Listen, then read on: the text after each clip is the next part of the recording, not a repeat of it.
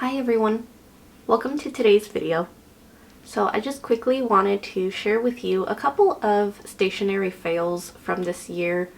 I just have a few of them fortunately, but I still wanted to go ahead and share them with you in case you were interested, since I did recently do a top stationery of the year. So this one is just going to be addressing a couple of fails or products that didn't really end up working out for me. So let's go ahead and jump right in. Alright, so I know that this one is going to be a little bit controversial just because there's actually nothing wrong with the products per se. I thought that they were really nice. These are the Notebook Therapy B5 dotted journals. The reason why I ended up picking up these journals in the first place was because I was running into issues the beginning of 2024 where Archer and Olive had pretty much like no B5 journals available in stock, and so that was why I decided to pick up these Notebook Therapy journals, was because I saw that they had some in stock, and so I figured I would give them a try. I did a whole comparison between these and the Archer and Olive journals.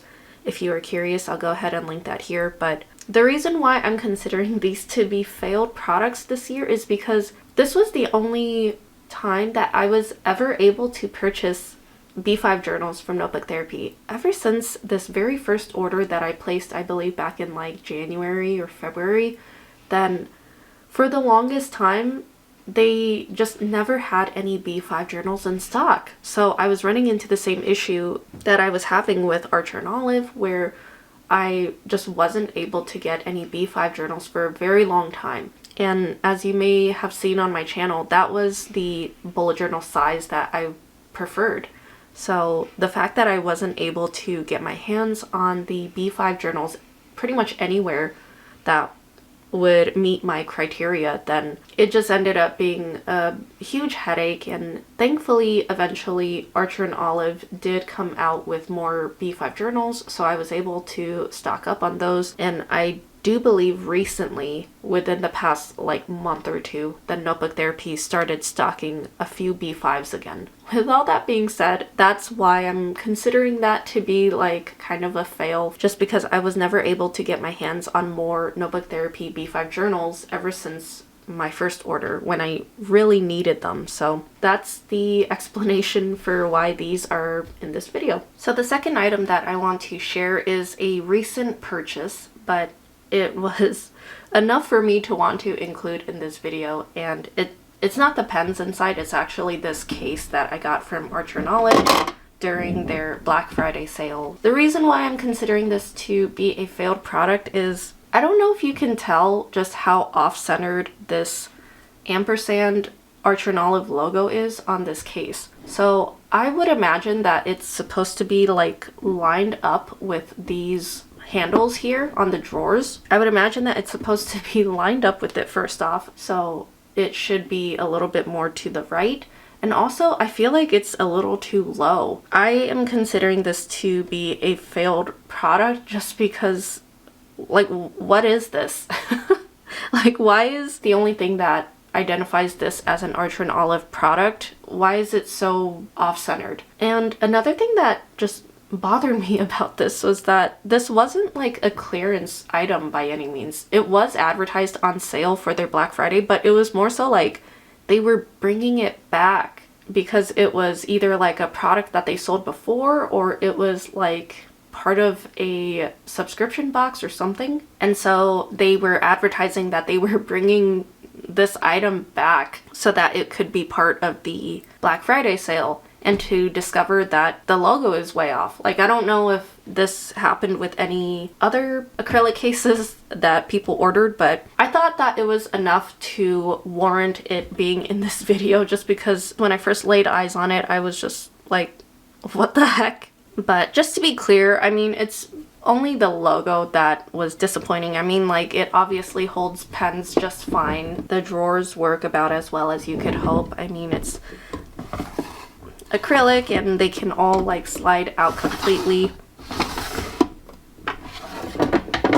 and they're a little bit like flimsy and like wobbly and stuff, but I mean, I think once you add the pens in, then like it's it just adds a little bit more sturdiness and a little bit more weight to it, so it won't move around as much. But anyway, that's all that I have to say about this case. And then moving on to pens, I just have a couple of pens that I consider to be fails this year. Fortunately, the majority of the stuff that I did get this year, I did end up really liking. So the first one would probably be like no surprise to a lot of you who have seen my recent review. These are the Manami Plus Pen 3000 that I purchased like a few months back, but I was extremely disappointed. First off, I do want to preface that some of it was definitely due to misguidance on it, where I was under the impression when I purchased these that they were supposed to be like small brush pens, but I completely take like full accountability for not understanding that from the beginning. But these are just like felt tip pens. The thing about these is that the pigmentation is nice. Like, they are vibrant and very pigmented and opaque, but the thing that ultimately turns me off about these pens is that they are very scratchy on the paper. Like, I've never had another pen be so scratchy, and at the same time, not only is it very scratchy, but because the nib is so incredibly hard and stiff, then it drags on the page and it splatters ink when you write with it. So I just have not been a fan of these at all. Like, the writing experience just isn't nice. Although I do like the shade range, the pigmentation, and the formulation, I just can't get over the unpleasant experience while using these to write or doodle with.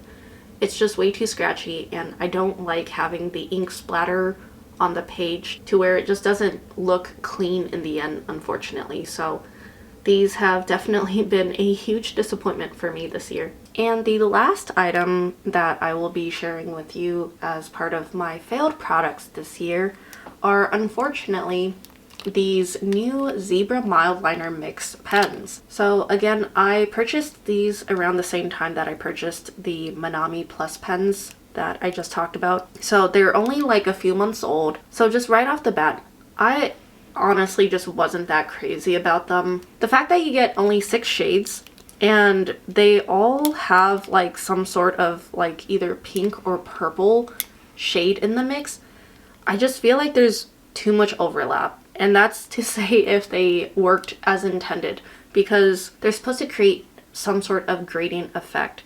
So that's why there's like a darker shade and then like a lighter shade next to it. If you've seen the haul video where I swatched these out, then that was how it looked in the beginning. But I will go ahead and show you a clip of me swatching these out now that it's been a couple months.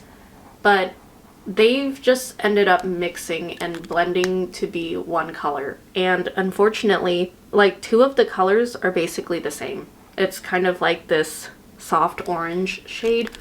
So I definitely would not recommend these. Like, I thought that it was a cool idea in the beginning when I first saw them, but I honestly don't think that they're worth the money. If I were to spend money on any of these Zebra Mildliners, I would just get like the normal ones or the brush pen ones. Like, I definitely wouldn't pick these up again. I've even tried holding down the nib like how you're supposed to originally activate these pens for like a minute, and still the color was just completely mixed together and blended. It wouldn't separate like how it originally looked. And to be fair, you can definitely still use them just like this. They look very beautiful and they look just like your normal Zebra Mildliners, but I think the whole mixing aspect of it was basically just a gimmick. So because of that, because it's advertised to be like a different product, then I do have to consider this to be a fail, unfortunately.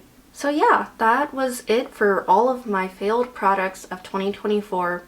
Like I said, thankfully it was only a few products out of the very many products that were successful and performed beautifully this past year. So I would love to know your thoughts and what your favorites and failed products of this year were. Please let me know down below. We can talk about it there. Thank you so much for watching. I hope you enjoyed it, and I will see you in the next one. Bye.